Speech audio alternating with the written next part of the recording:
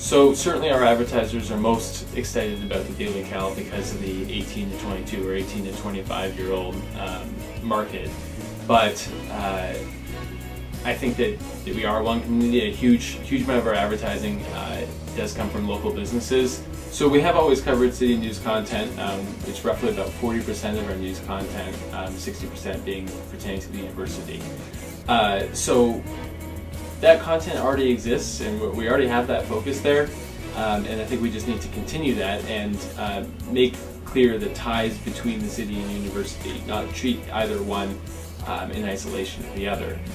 Decisions at the city level impact the university, and decisions at the university impact the city. The students here at the university are residents of the city of Berkeley. There's no way getting around that. And the fact is, they need to know about what's going on in the city.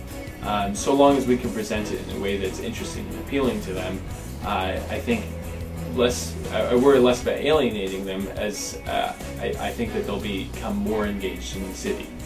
Just like with city residents, they need to know what's going on here at the university. They really are more ingrained communities. They're more partners than distinct communities, though sometimes they're treated like that.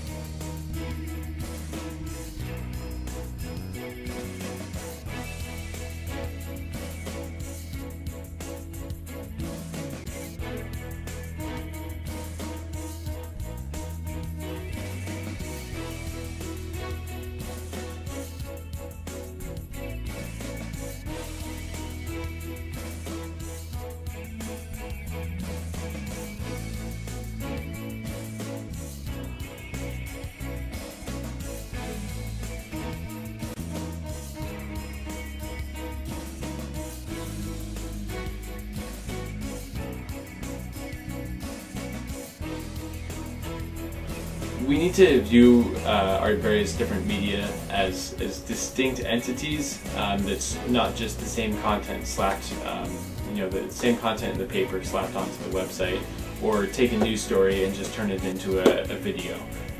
These need to be different elements that all serve the greater good. So with the newspaper, we want to focus more on in-depth, longer pieces, much more visually based, that can convey a lot of information good in that medium.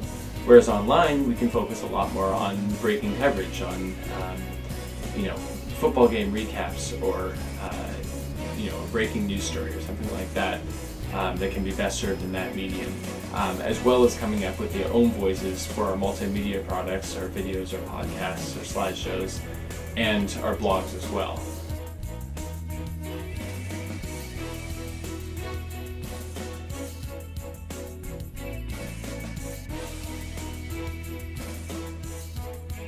A couple of avenues there. We have a program that we're just launching where all local advertisers will be, if they're running an ad in the paper, they're automatically going to get a text link on our website. We're doing that right now as value added to help drive more content, more advertising content to the website that we hope will get people like you going, hey, where should I go? What should I do? Not just look at the editorial content, but look at some advertising that is associated with that editorial content. Trying to convince a small mom and pop across the street that they should buy that extra stuff is a real challenge in this economy. So we're going to add it in, and so we're packaging that aspect, text link with the print product, to try to differentiate ourselves in the market. Because right now, none of the other publications in Berkeley are looking at that kind of thing.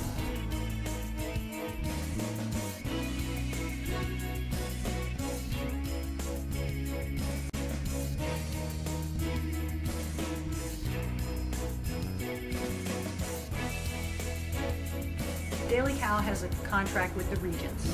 Part of our separation agreement with the university to continue to use the name the Daily Californian, put together this contract that says, hey, the Daily Cal serves a valuable purpose here on campus as this learning and teaching environment for future journalists, for students interested in all aspects of a media company, and all those business sides. And so, in exchange for continuing to cover all the liability insurance, be this learning and teaching environment, we will extend to the Daily Californian exclusive newspaper distribution rights with paid advertising on campus. So that means no other newspaper with advertising is supposed to be distributing on campus unless they're through a paid subscription, delivery to someone's mailbox, or for sale in the student store.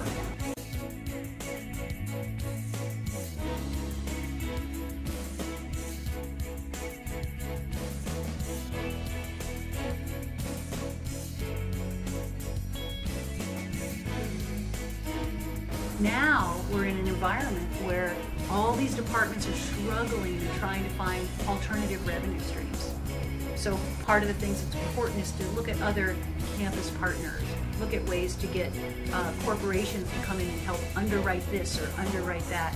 I look at some of the things that Rec Sports is doing, or Cal Athletics, where they're getting these corporate partners who are kicking in some really big bucks, and then hiring the Rec Sports team to distribute products on campus, or hiring Cal Athletics from the standpoint that they have an ad in a program, but they're also in the fund zone. They're looking for other ways to reach in and touch the campus community. So different types of advertising dollars are going away from the Daily Cal as these large corporations are looking at those other chances.